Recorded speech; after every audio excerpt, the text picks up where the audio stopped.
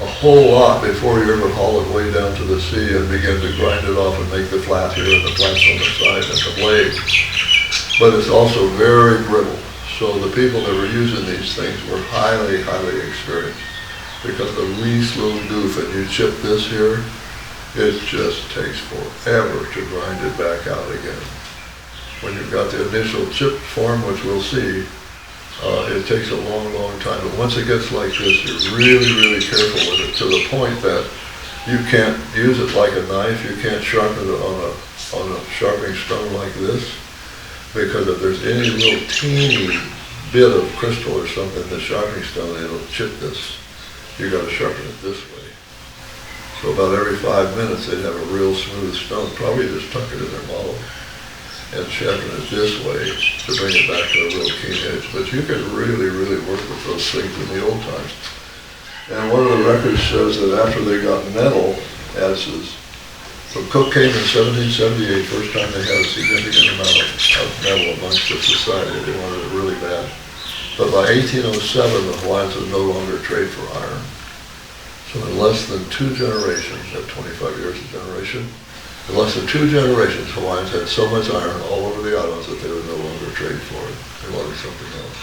So that was an unbelievable transformation in the society. For hundreds and hundreds and hundreds of years doing things with all these methods like this with incredible skill. And all of a sudden you get the steel things, the knives, the machetes, the shovels, the axes, all this stuff that now we are so familiar with, and then you can just work so much more rapidly, and you don't have to be that skilled. You can teach your 12-year-old how to use an axe or a hatchet just fine as a 10-year-old. They're not going to break it. They can do it or drop it, whatever. It's not going to matter. But back then, nobody touched those but the people that were highly, highly skilled. So one thing that I read about was that in times of war, when they had to make a lot of iapos, the outriggers, and the amas, the floats for a whole bunch of canoes, the youth and the women could use a wooden adze to shape the how wood. How is real springy and strong, but it's also light and pretty soft. And the wood was alahe. So on the Kona side of the Big Island, they got alahe trees, and I got an alahe branch. And by the way, you've got to find a tree where its main trunk is like this, and then the branches are at about this kind of an angle. And then you'll get the lazy center, but we talked about this, so ergonomic and so useful for adzes. So how is ideal for that? You know, there's how right there, all that out there is how thicket. And the branches are very thick and they grow in a very way, but they get this nice angle, and it's soft and it's strong and it's resilient. So I've actually carved how with this that I made, and it's still sharp and it will carve. Even hard seasoned how, this will carve it. So that's an astonishing example of them knowing every single tree and every single type of stone and everything in the whole environment to make the things they needed to get along. So let's go back to this, if I can find my little gadget. Here it is. And we're going to talk about the steel blades a little bit and the lashing a little bit. So let's go on here.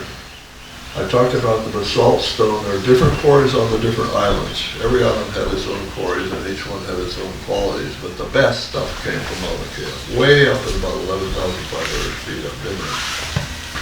And they had some kind of, by the way, some kind of machine, I think, some kind of great big log with a huge hard stone on the end of it that was pivoted or something that they could lift up and drop it on the stones for initial breaking, because there's tons of flakes up there as big as my palm.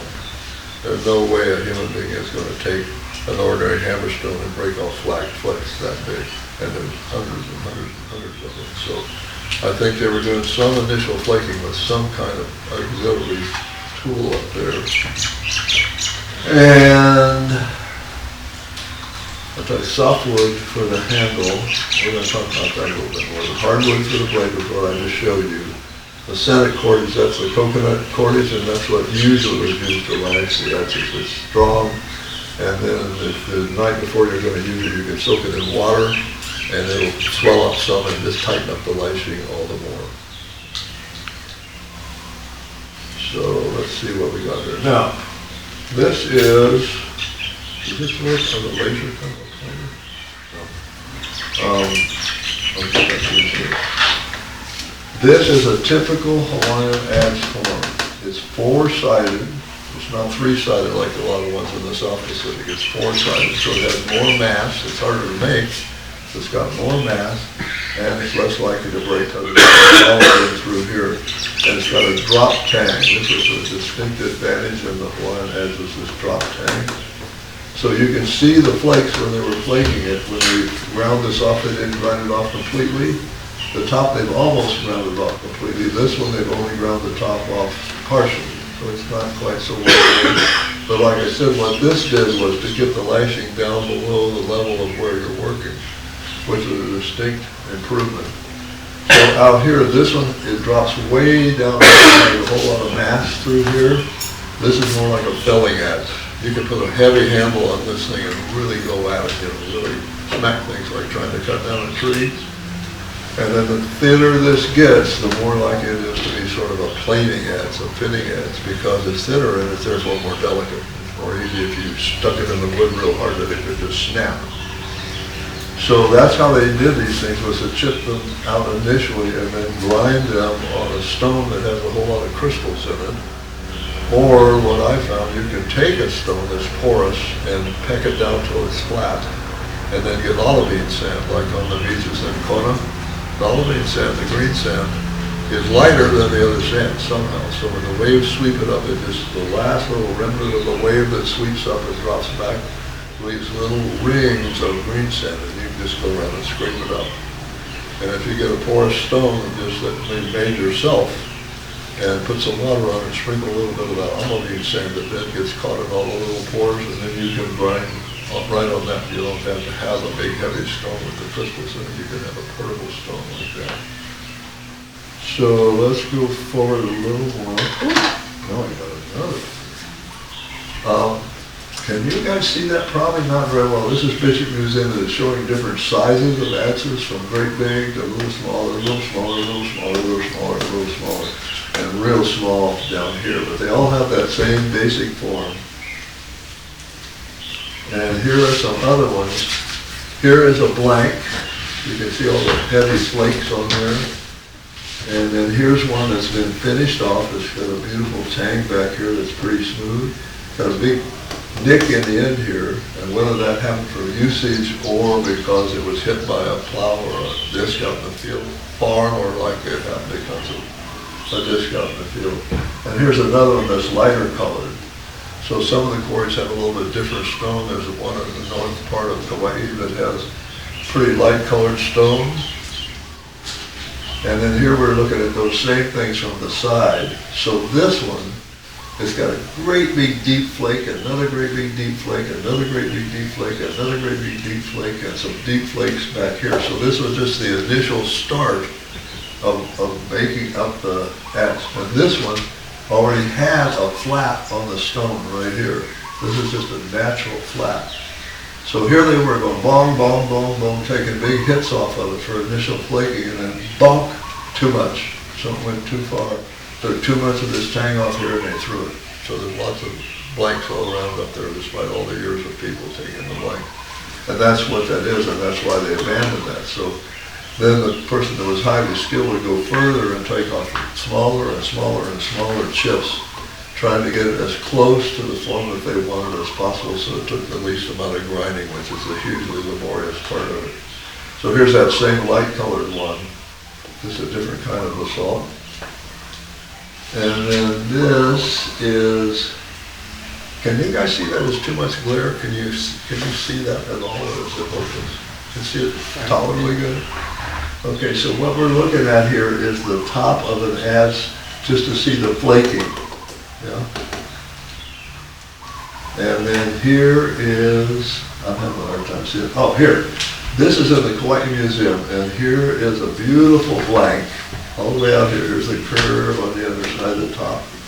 And here's the tang back here. This is all flaky. That's flaking. Now watch this. We're going to look at the side more closely back here. Look how perfect this is. And we're going to go on. And then here's another view also of the side. I mean, it's almost perfect. And across here, no grinding. They chipped it that way. And so here's another view of it here. You can see the flakes going across here, just barely caught it with a hard, heavy hammerstone and knocking these flakes off. So the Native Americans, see this here, how perfect it is? And we're about done here. Here's the edge of the blade. All that is just perfect flaking. That's about the fourth adze that I've ever seen like that, where the person that did it was so skilled it's superhuman. Because I know I've worked a lot with flint and things, and you can use flint and chert like the Native Americans had, and it's fairly easy to chip.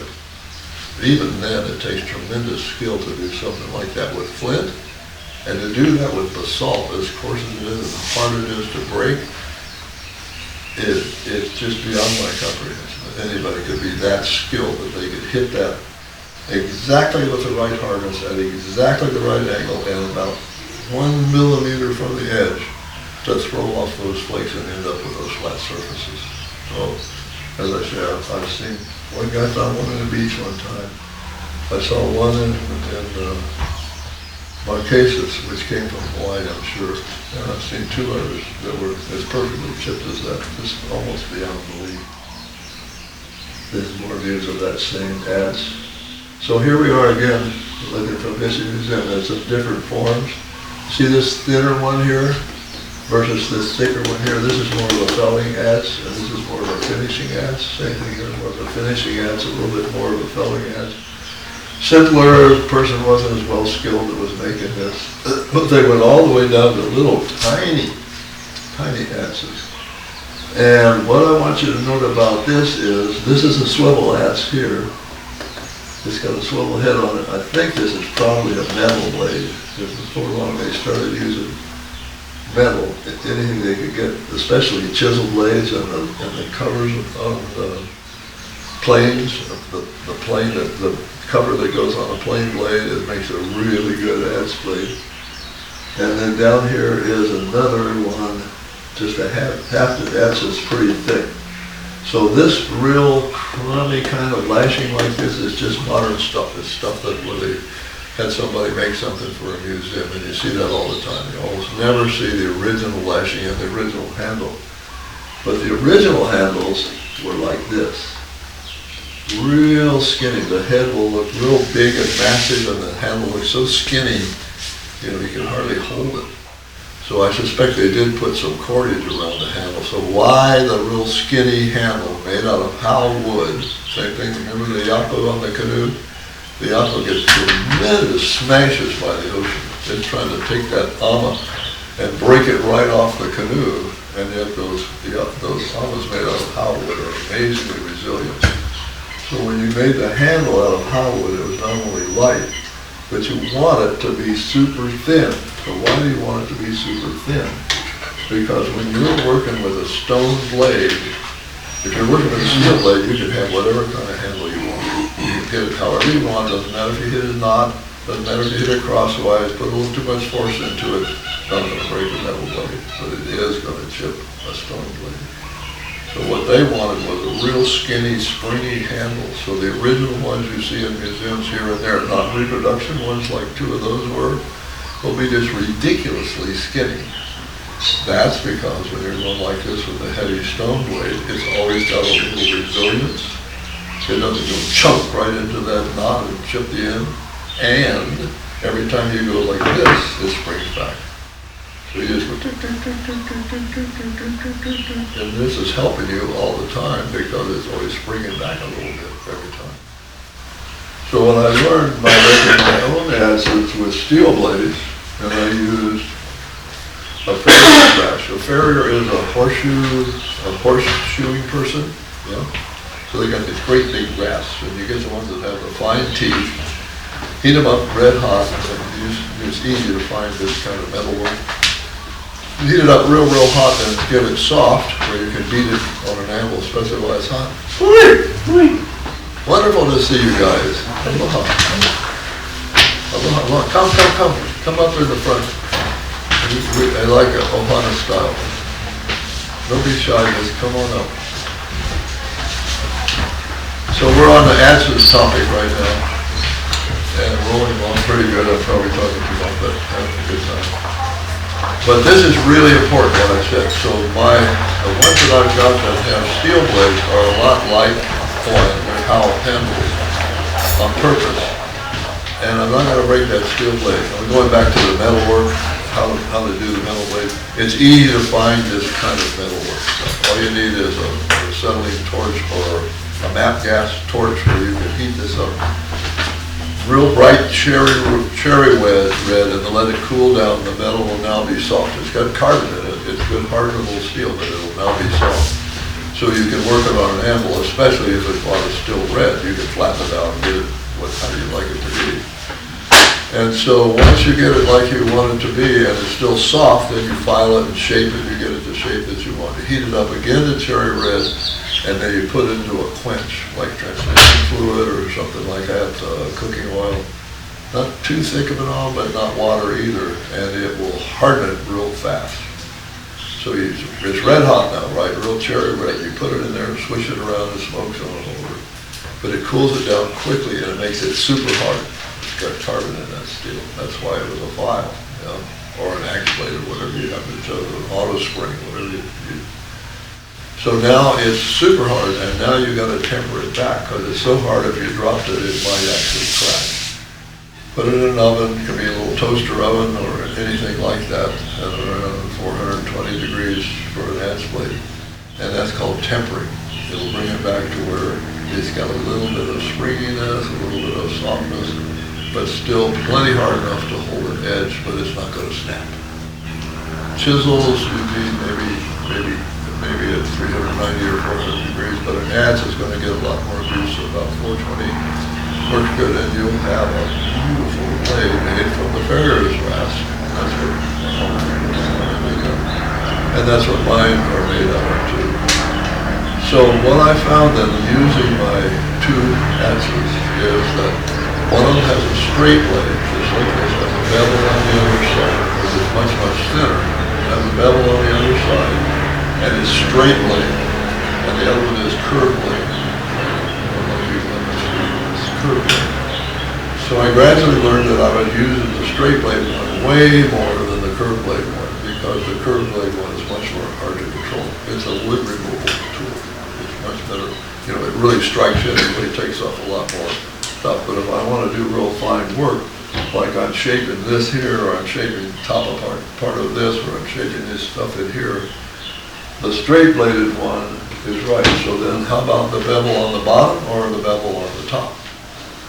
So what I learned was if you put the bevel on the top this way, it really doesn't want to strike in very good, but if you give a little bit of a flip to your wrist as you strike, that top curve hits and pulls the blade back out of the wood. So it doesn't just go chunk right into the wood. It always wants to come out of the wood. So you're just taking a little chip, chip, chip as you work. And if you hold it at just the right angle, you can go right down any kind of cylindrical piece of wood, like you're making your hay or you're making cocoa or something like this handle.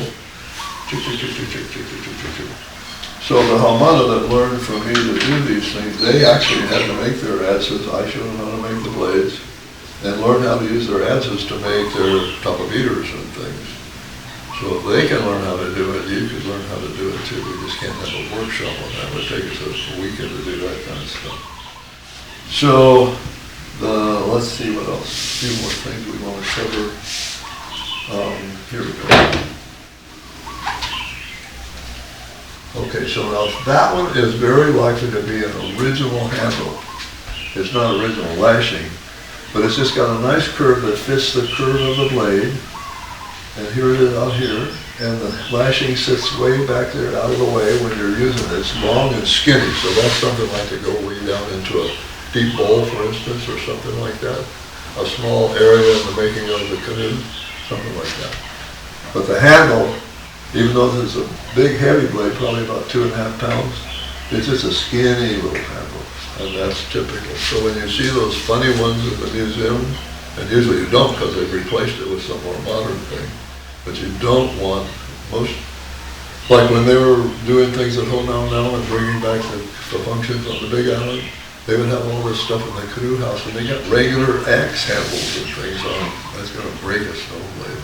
It needs that real weak springy handle so that when you hit a knot, it doesn't break. And so here's another one. This is a swivel adze with replaced handle.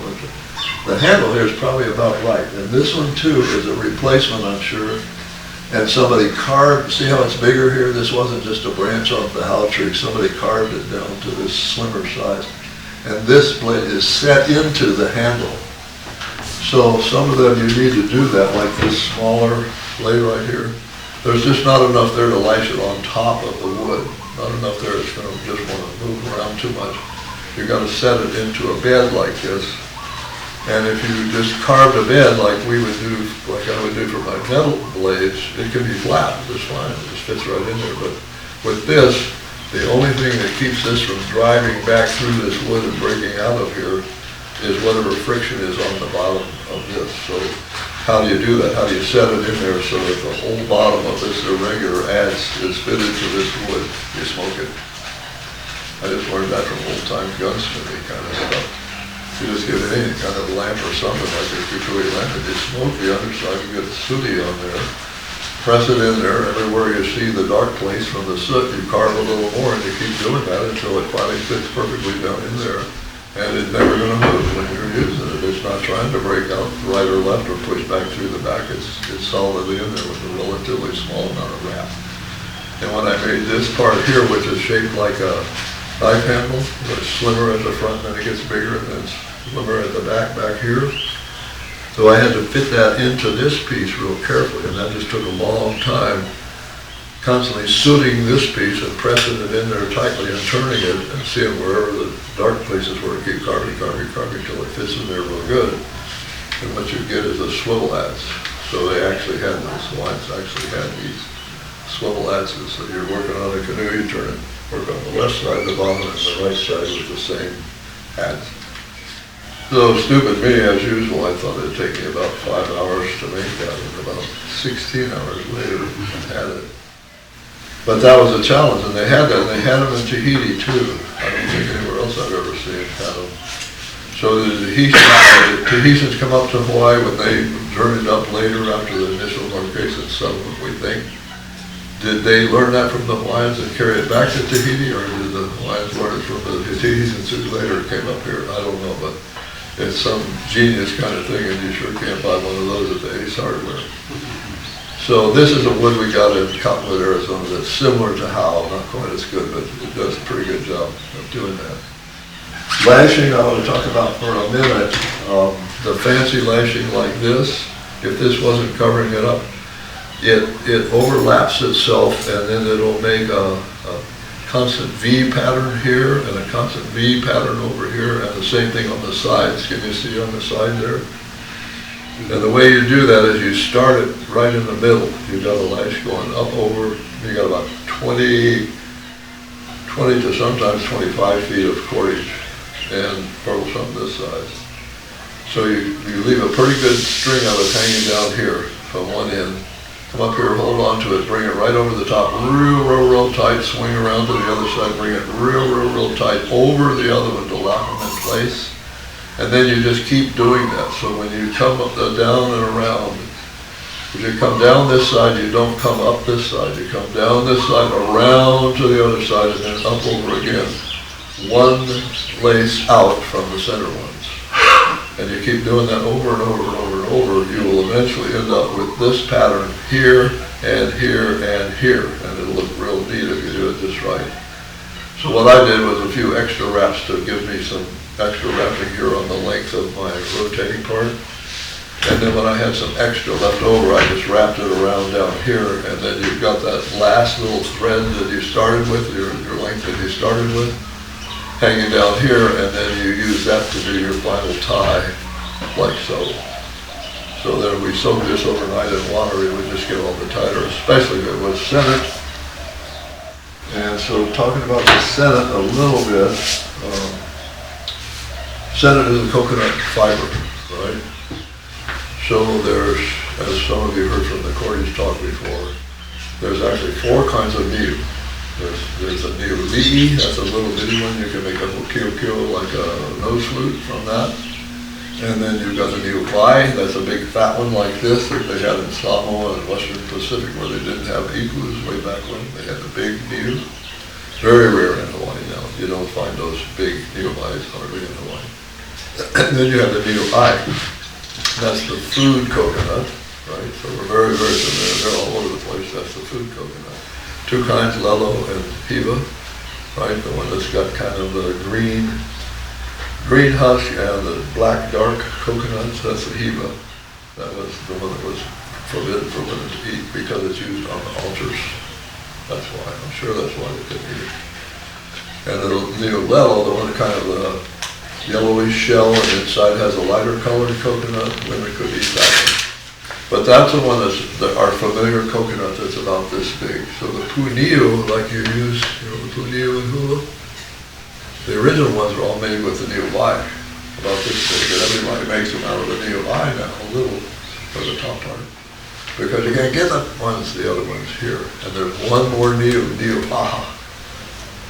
You never find neoaha in Hawaii anymore, but that's a big long coconut with a small little kernel inside. That's the one for the fiber. That's the one that has better fibers, longer fibers. That's what you use to make the aha cordage. I've never met anybody in Hawaii that was making aha cordage here. But if you go to Yap, way out in the Micronesia or far regions of Samoan Islands, you'd find people still doing it. I've seen them, and those old guys are, they're going through a whole bunch of the fibers that are good to begin with and picking out the very best ones, saving them in a piece of newspaper, and that's what they'll make their super fine, small little cordage that's just superb. Just awesome stuff. So when you get new today, it's usually going to be cheap, inexpensive 3-ply from Samoa or someplace like that. And it's even hard to get that in Hawaii. But if you look at it, you'll find that where they added more fibers, there'll be looser places, there'll be more little spicules sticking out. So you want something that's got the tightest braid you can get if you're going to lash an ants or a drum or anything like that. Tightest braid you can get. And you want to look all along and see it doesn't have flawed places where the person was making it wasn't very skilled. It would have weak spots, where the fibers aren't so good or they're moved back on each other. And then once you get that, if you get a good one, a pretty darn good braid, you get a partner way down at that end and you get at this end and you pull it just as hard as you can pull it. Just back that thing until you think you're going to break it. Pull it as hard as you can pull it. Because if it's got a flaw, you want to know about it now, not later after you made some valuable thing. And then you do one more thing. You have the two people holding it, and then you take a candle. They would have the kukui candle, but you take a candle and you just go along underneath it, and all those little spicules that are sticking out, every last one of them will catch fire immediately, and it'll burn right down to the cordage and stop. Then you just rub it all off as good as you can. Now you got the cordage that you can really work with and lash with. Lashing a drum or something, you gotta have that good, smooth, won't break cordage, and ditto for an ant. So we're gonna go through a few more things, and let's see if I can get this to work. It's not working. What's happening? My techies. Did I go backwards or something? No, I think it just gave up and goes to.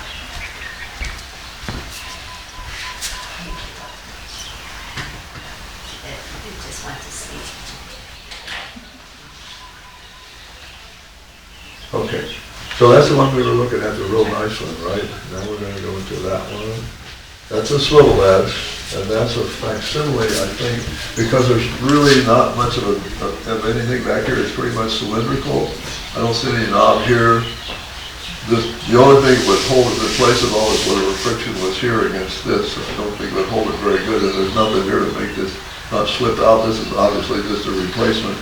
Somebody replaced this. It's in too perfect of a condition, but they knew what they were doing. See how it overlaps like that? They knew what they were doing.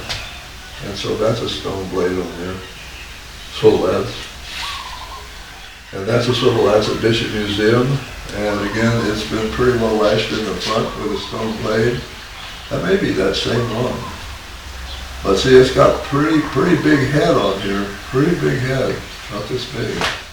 But look how skinny the handle is for that.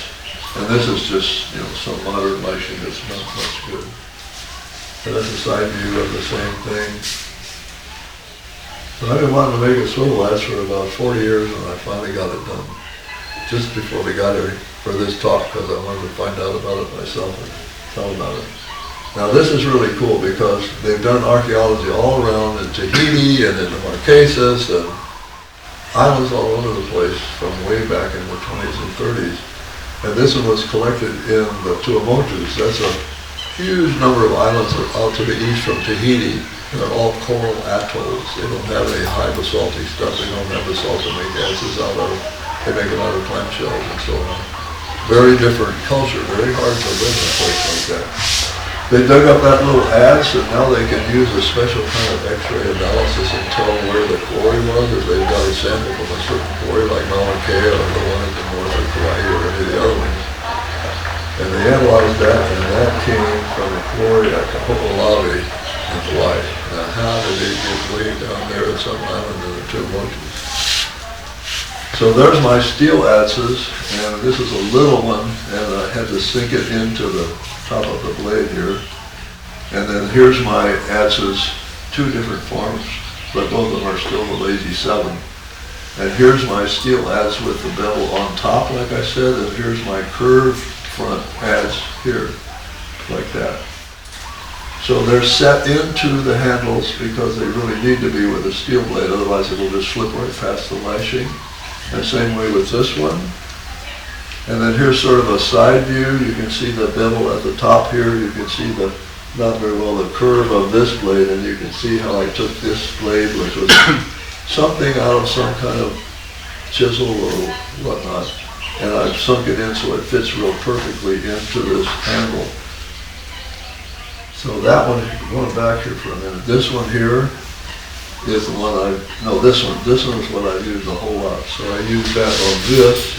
Out of all my power tools and everything, when I really got right down to it, making all this and shaping these things and shaping this handle and shaping all around it here, not the groove in here, but all around it here, all back, I did it all with my steel adze. It was better than any other tool. And anytime you could avoid using power tools, you avoid using them because, like me, I only had one piece of wood. If I mess it up with a power tool, just one little slip, I'm done. I literally found that my adze, I would have done a better job than with anything else. I'm just pretty to using that thing now, used to it. So there's that little one, and here's the start of this. I just did a series. I had this same piece off the, this is the branch coming off of a good sized limb. This is some more of the good sized limb. I did cut this part, you can see with the bandsaw to rough it out. And now here I am doing a little bit more. I roughed it out some more. I marked where those two knobs are going to be, where the blade is going to be, and I roughed this out all with my adze, right? And I lined everything up how I want it to be. I'm going on some more. Now I've cut this a little deeper, and I did use the saw blade for that. But I'm using my adze blade to do all this chipping in here, and I've now chipped this out and then filed it with a coarse file. And now I've got this piece pretty well done,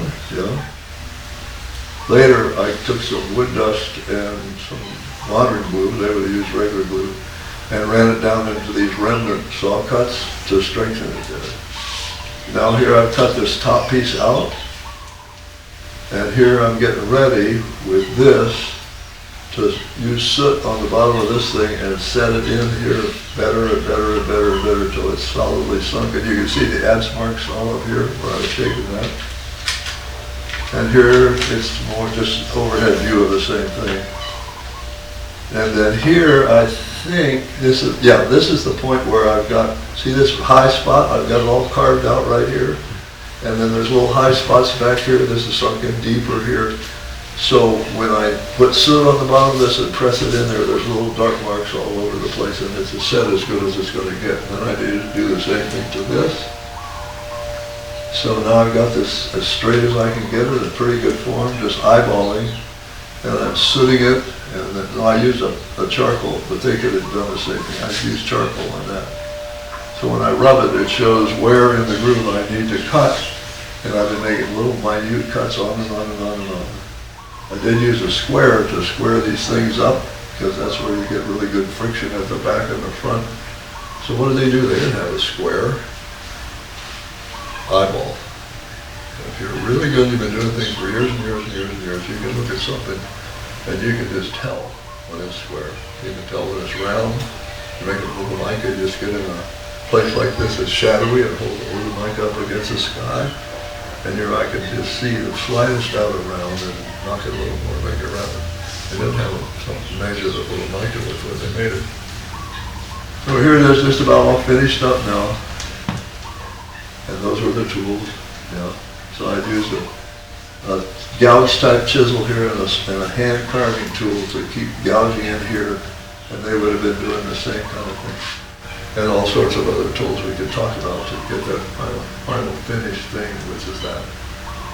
And that's it, just twisted the two different ways. Now that is this piece right here. Okay. So you can pass it around real quick while I'm talking about it. Just take a good look at that.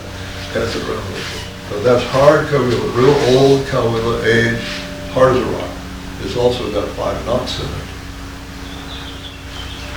So here's the end of it. It's got a socket in the end, and of course I had to use a chisel to make that socket. It goes on the back end of my pullaloo. My pullaloo is 9.5 feet long, so that's as long as will go in my forerunner, from back end corner to front end corner of the windshield, to go to vents and things on the big iron. But I never had the handle on the back. So I finally made the handle that would fit on the back of the pullaloo. So what did I use? I started working with all my tools and everything, and eventually I did all that with my adze. My flat-ended adze with the blade that goes like this. And what I learned was a lot. Now we'll look at the other end of it here. So here's the end of it. So if you look at it, look at it, just turn it all around and look at it. It'll look like it turned on a lathe, right? Anybody that looked at it said that was turned on a modern lathe. No, I eyeballed it a bit of an adze.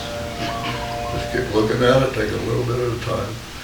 And yeah, when I got done, I used a rasp, but they would have just used a rough stone and then finer stones to do the same thing. But the shaping of it, I did all with my steel adze. So, the only thing I didn't talk about was a teeny weeny little adze here. It's got a real light hallow handle, nice little lashing. This one, by the way, when you look at it later, you'll see how it makes the pattern in the front, and the pattern in the back, and the pattern on the sides if you just lash it right. What about this? A lot of times they would put some banana leaf or the sheath inside the coconut leaf or some tapa right here, so that as you're constantly using this like this, it's not rubbing the lashing right in here, especially small one like that. This is canvas, they would have just used the other things that I told you about. And they actually had little adzes like this and little teeny chisels like that in the past for very small work.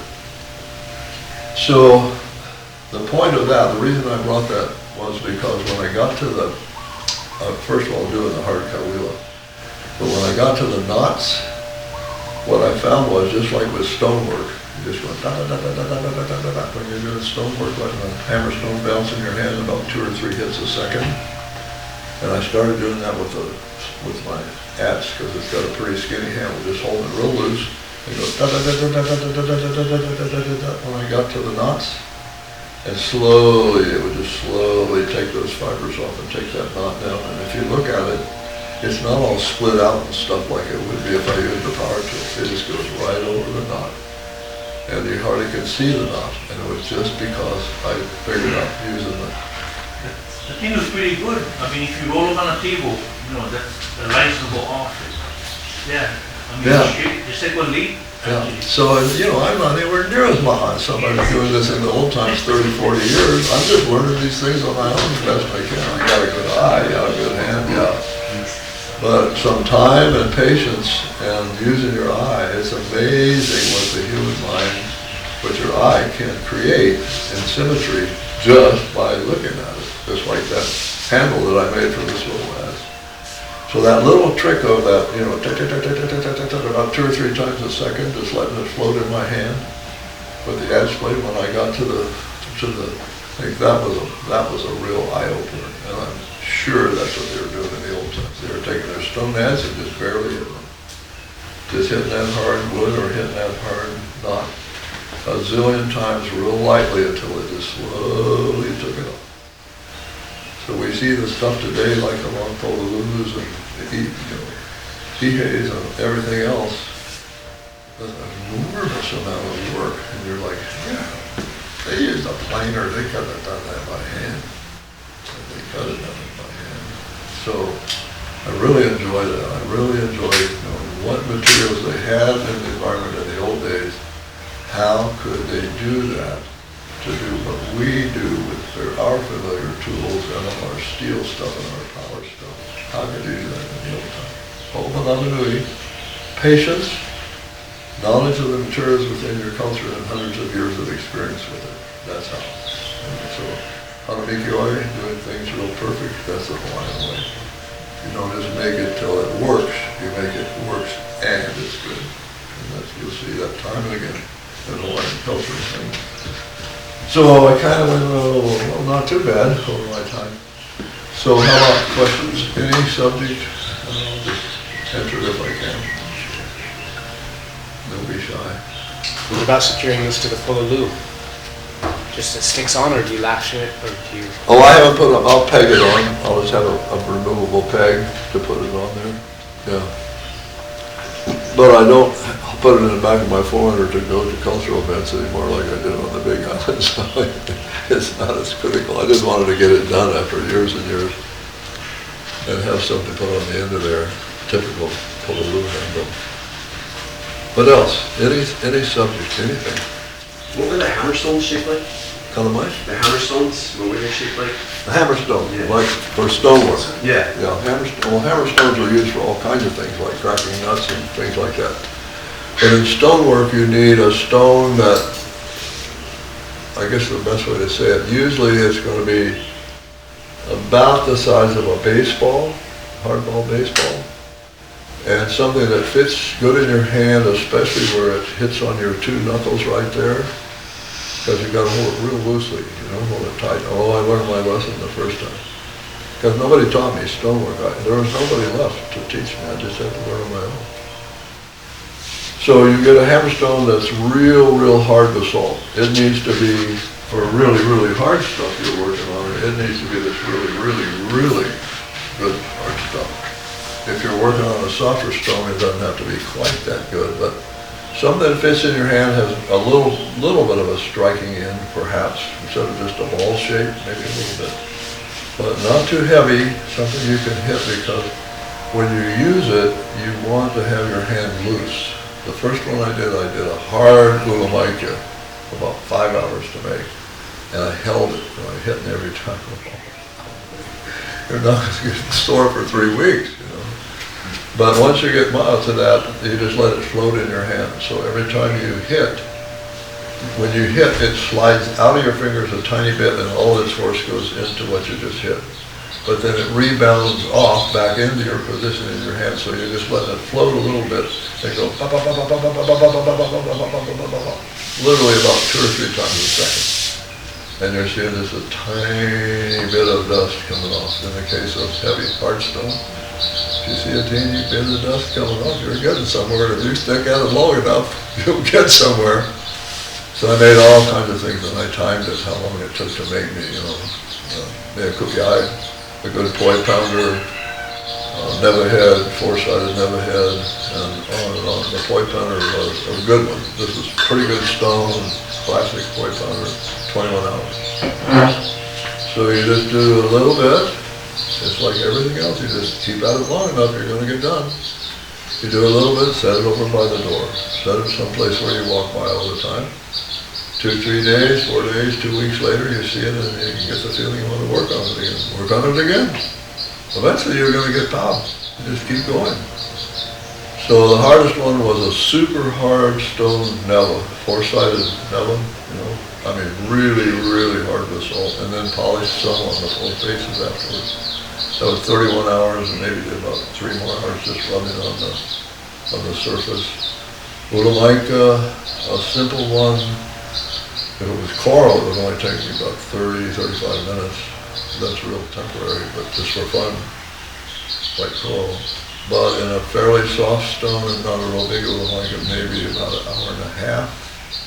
And then the one I made, I told you, this really, really hard stone was about 5 hours. But the key is, now we're on stonework, the key is you spend hours at the beach or in the stream bed looking for the right stone to save a bunch of hours of pecking. So if it takes you 4 or 5 hours at the beach to find the right stone, that just saved you 6 or 8 hours of pecking, you're ahead, right? Plus, you get more and more lots of the stones. You're looking at thousands and thousands of stones. And which ones look the best, which ones work the best when you hit them. So I'm just kind of getting off on a stonework thing, but if you pick up a stone, it's porous, it's the shape that you want. That's what you want. The closest to the shape of the point pattern that you can possibly find. But if it's real heavy, it's porous, but it's real heavy, it's going to be hard. It's going to be real hard to work. You want fine pores and not so heavy. And lots and the nuclei. The point pounders are made of that somewhat slightly grayish stone with real fine, even pores all around. That's a really good stuff. So the micas were made, for fun, or the ones you're bowling against somebody else, gambling against somebody else. Those are the real hard ones, the ones that are really tough. Mine's more of a commentary, going back to the Cody. Kaimilo was teaching me one day how to use his metal ads on some kawaii that you had. And we were trying to teach me, there's a carving style for Hawaiians, but it's also a functional style. So if you look at the Kona style, you see the ridges on the chest or the thighs, like real ridges. So if you're trying to teach me how to carve that for your handles for gripping purposes, it is super difficult to take the ads and create a simple ridge line. But it's a series of Just right down. So the Hawaiians are extraordinarily gifted in carving these ridge lines, straight ridge lines, which looks beautiful as a style in carving, but also is functional for handles or for your weapons. So it's just a commentary. It's fascinating. Some of the images are all polished out. They're beautifully all polished out, smooth. But a lot of them have those facets, they call it. And same way with the tools, all depending on what you want your tool to do. So my efforts were really bad enough that he said, no more. Move to the next one. Well, those are a lot of that I told you, that you had to make their ads. There was a couple women in Halau, 3 to start with, but the 2 of them that they kept on. They had to make their ads and make the lashing, learn how to do the lashing, learn how to use it. And I gave them kawaii that I had a little leftover stash, was real wavy grain, hard to work. But they made their pohoa beaters, that's the one that's rounded the initial beating. They had to make their kua pohaku, that's the stone, the flattened stone that's for the initial beating of Loki to start making top one. Nobody does that anymore, but that's the way you did it.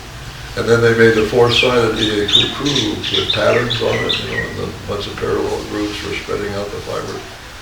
And they did such a good job with the kawaii, which is superb way to work, that I had some kawila, and they made their final ones out with our kawila like that, made their patterns, carved it all.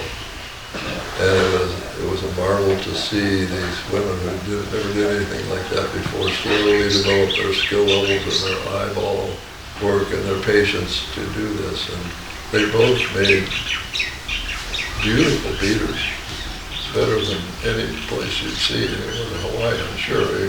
Even somebody making them on machines, there'd be very few that were better than what they made with their hands. I love mine. So I'm so glad to see all you guys. It's wonderful to have such an attentive audience, and I really like that. So let's go on to the next topic. Or do you have anybody else have another question?